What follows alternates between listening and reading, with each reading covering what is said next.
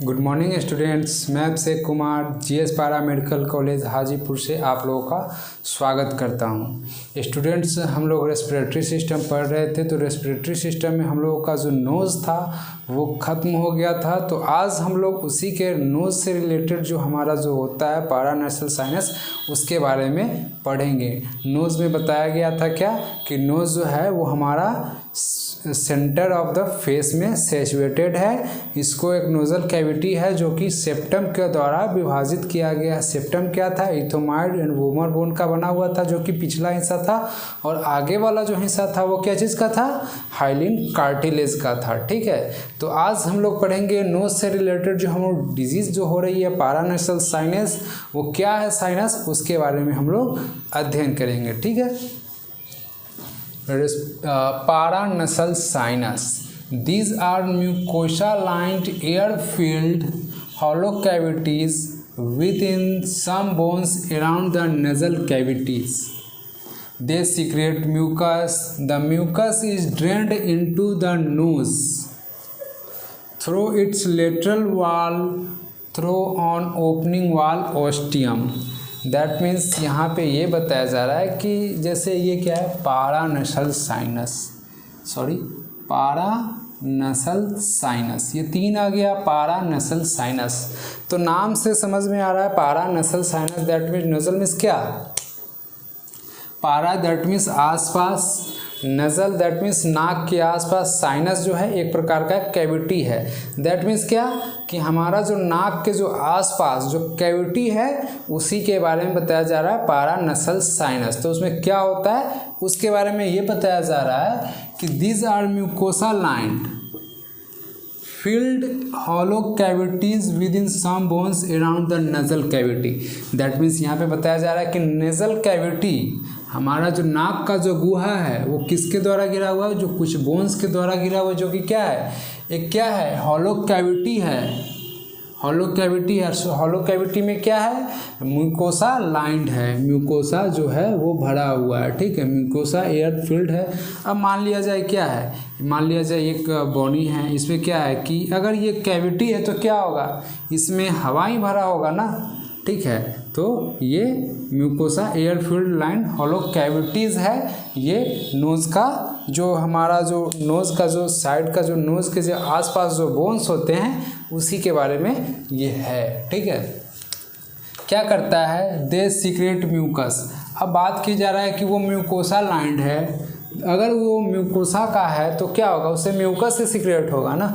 अगर वो म्यूकस का है तो म्यूकस सीक्रेट करेगा, जिस चीज़ का रहेगा वही तो सीक्रेट करेगा। तो यहाँ पे वही बताया जा रहा है कि जो म्यूकस है, म्यूकोसा लाइंड फील्ड है, तो उससे म्यूकोसा से म्यूकस का ही सीक्रेशन होगा। ठीक है, the mucus is drained into nose. हमारा जो म्यूकस है वो नोज में आता है। कैसे?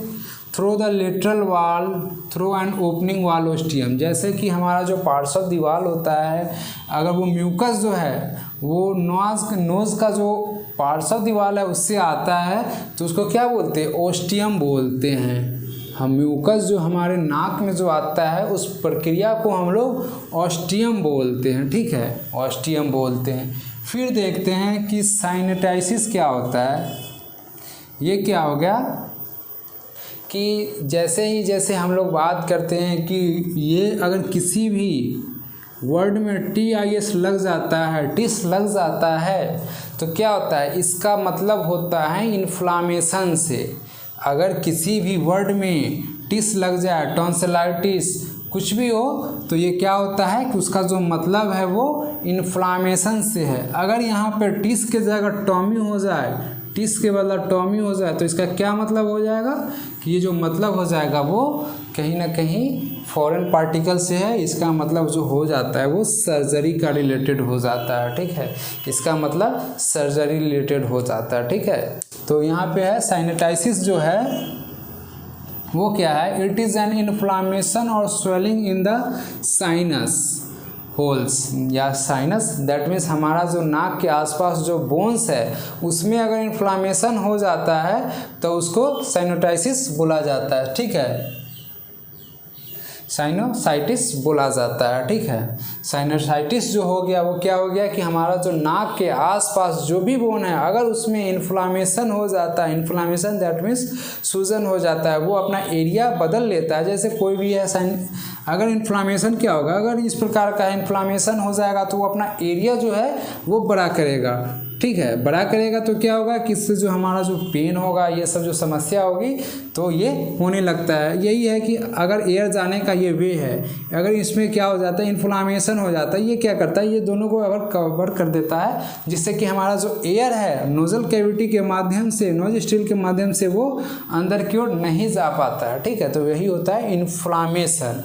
ठीक है, दे आर रूडिमेंट्री और even absent at birth, enlarge rapidly during 6 to 7 year of age।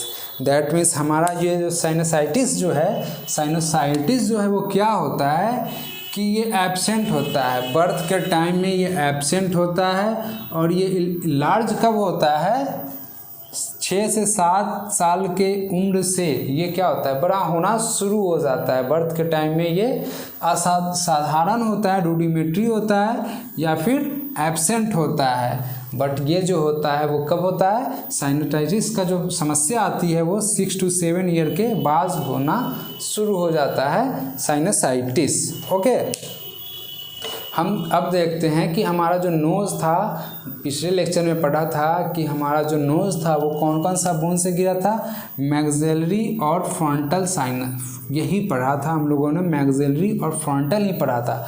आज हम लोग को 2 और मिल रहा है, स्पोनाइडल मिल रहा है और इथोमाइडल भी हम लोगों ने कल पढ़ लिया था। ठीक है, तो हमारा जो नोज़ है वो 4 प्रकार का बोन से घिरकर बना हुआ है। हमारा जो नोज़ है वो 4 प्रकार का जो बोन्स होता है ना उससे घिरकर बना होता है। और ये नोज़ जो होता है वो सेंटर ऑफ द फेस होता है। Centre of the face that means मुख के एकदम सेंटर पे ये होता है। ठीक है, हमारा जो नोज़ है वो इस प्रकार का सेंटर पे होता है। अब ये 4 प्रकार का कौन कौन है, मैक्सिलरी साइनस, फ्रंटल साइनस, स्पोनाइडल और इथोमाइडल साइनस। ये हमारा 4 साइनस हो गया, मैक्सिलरी साइनस, फ्रंटल साइनस, स्पोनाइडल और इथोमाइडल साइनस, ये 4 साइनस हो गए। ठीक है, फ्रंटल जो हो गया वो ऊपर हो जाता है, मैक्सिलरी जो होता है वो नीचे हो जाता है और स्पोनाइडल और इथोमाइडल जो हो गया वो नाक के साइड पे होता है। ठीक है,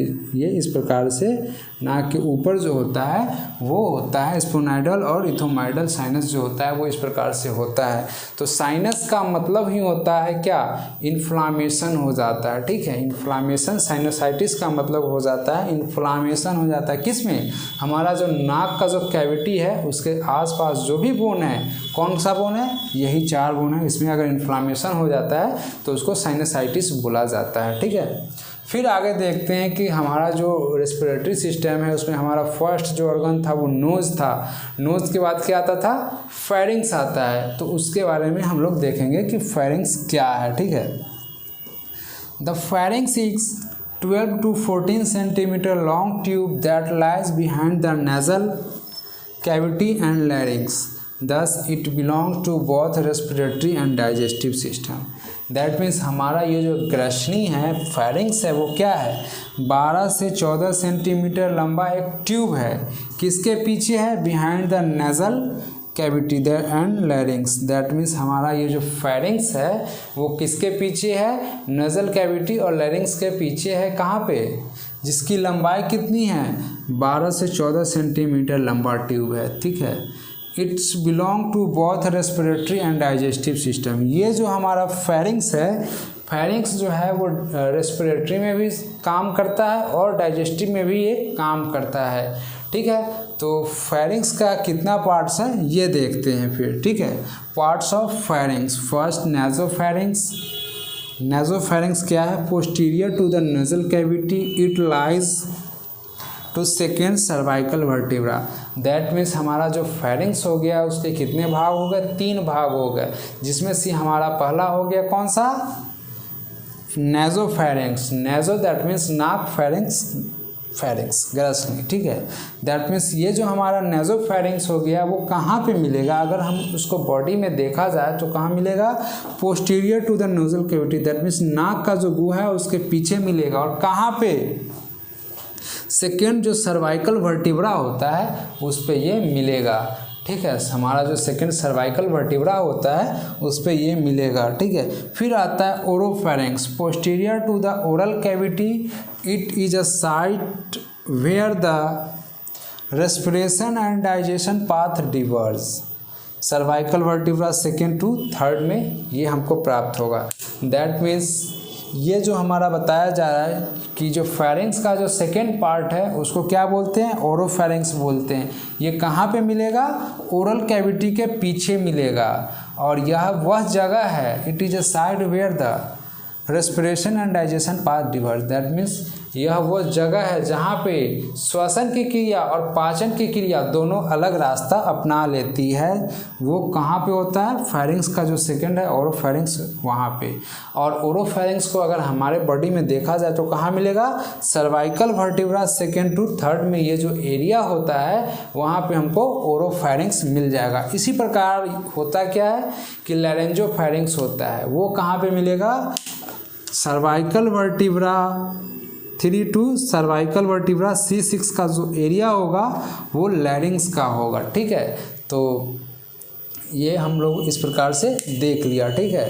तो हम लोग ने देखा नाक, नाक के बाद क्या देखा कि नाक में जो डिजीज़ आती है पैरानसल साइनस, जैसे कि नाक का जो आसपास का जो बोन है उसमें इन्फ्लामेशन हो जाता है, तो वही होता है, इन्फ्लामेशन हो जाता है तो क्या होता है, साइनसाइटिस हो जाता है। यह एक कंडीशन है जब इन्फ्लामेशन हो जाता है। हमारा जो 4 बोन्स है, maxillary sinus, frontal sinus, sphenoidal sinus और इथोमाइडल साइनस, ये जो 4 बोन्स हुआ उसमें ये इन्फ्लामेशन हो जाता है, उसको साइनसाइटिस बोला जाता है, ठीक है। तो आज के लिए इतना ही। हम लोगों ने देखा साइनस के बारे में, साइनस के बाद देखा फिर फेरिंग्स, फेरिंग्स के बाद हम लोग फिर देखेंगे लैरिंग्स के बारे में, फिर आगे हम लोग पढ़ेंगे, ठीक है।